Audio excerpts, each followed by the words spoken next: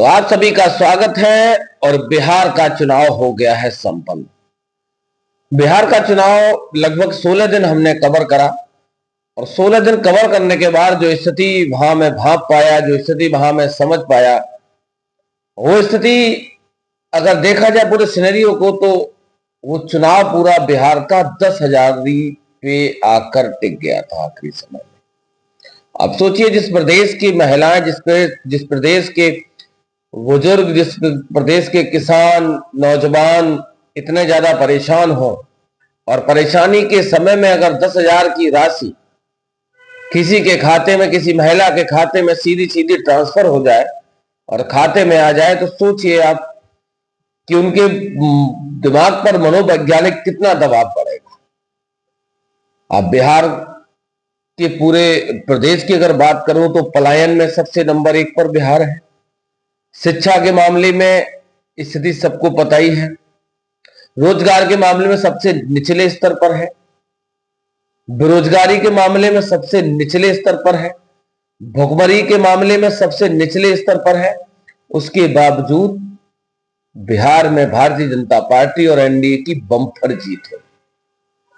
तो इसका सीधा सीधा ये मानना है और सीधा सीधा ये मान भी लेना चाहिए विपक्षी पार्टियों को कि अब वे रोजगार की बात करने वाले, महंगाई की बात करने वाले, पलायन की बात करने वाले, फैक्ट्री विकास, इंडस्ट्री की बात करने वाले लोग अब जनता को पसंद नहीं है। यानी कि इस देश का चुनाव अब मुद्दों पर नहीं, सीधा सीधा मुद्रा पर होने लगा है। सीधा जनता डायरेक्ट फायदा देखती है, क्योंकि नेताओं के वादों पर जनता भरोसा नहीं कर रही है। तत्काल इमीडिएटली जो लाभ मिलेगा, सीधा सीधा जो फायदा मिलेगा, जनता उसी के साथ चली जाएगी। 2 कारण और रहे हैं बिहार में जिस तरीके की आहट नजर आ रही थी। एक तो सीधा सीधा कारण यह रहा कि 64 लाख वोट काटे गए, 21 लाख नए वोट जोड़े गए। आज तक चुनाव आयोग ने यह नहीं बताया कि वो 64 लाख लोग कौन थे। 21 लाख जो नए मतदाता जोड़े गए, वो 21 लाख लोग कौन है।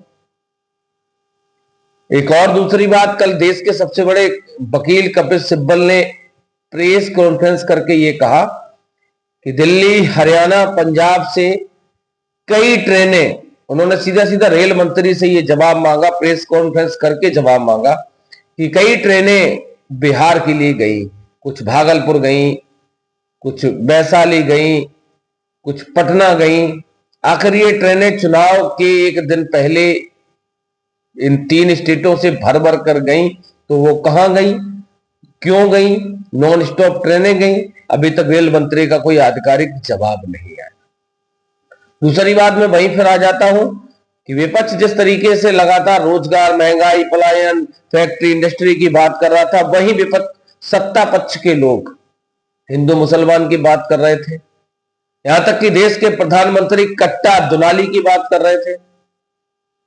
अमित शाह की भाषा देखी है सबने, सुनी है सबने।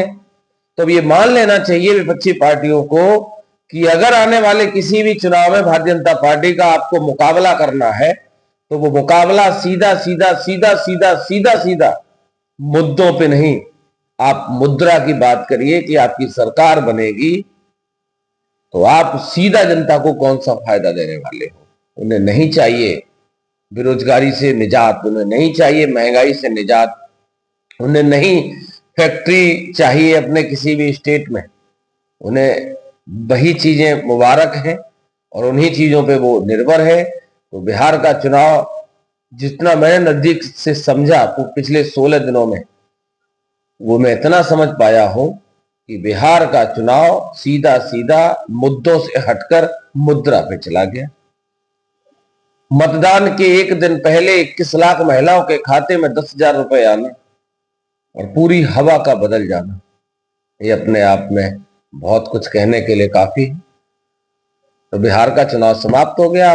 बारी तमिलनाडु की है, बारी पश्चिम बंगाल की है और बारी उत्तर प्रदेश की है। क्योंकि बिहार के बाद अगर देश का सबसे बड़ा कोई राज्य है तो वो उत्तर प्रदेश है। अब उत्तर प्रदेश में विपक्षी पार्टियों की क्या रणनीति रहने वाली है, ये तो आने वाला समय बताएगा।